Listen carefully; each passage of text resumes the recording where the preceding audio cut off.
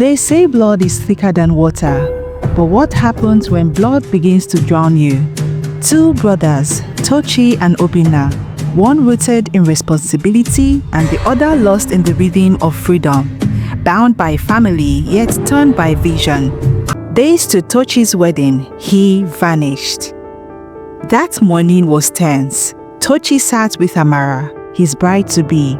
A heavy silence hung in the air, the kind that carried too many unsaid words. Then came the explosion. Two brothers, two ideologies colliding.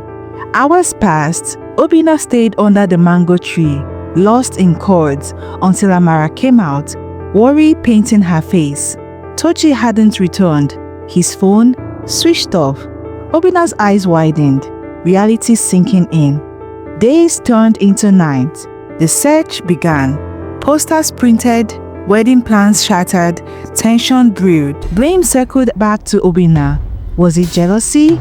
Was it hate? Or just years of unresolved pain?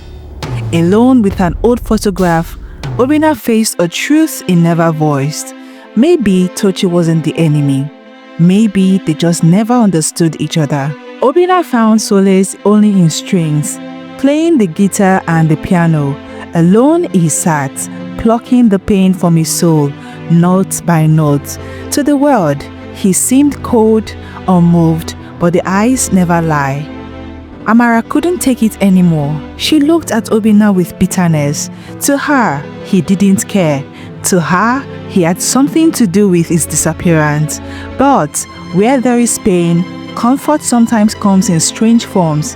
Ikenna, the ever-smiling friend, stood by Amara, offering shoulders, offering words. He watched her too closely, listened too keenly, and as the night crept in, suspicion crept into the air. Where is Tochi? What really happened that day after the call? And why does Ikenna's smile feel heavier than comfort? The story is only beginning.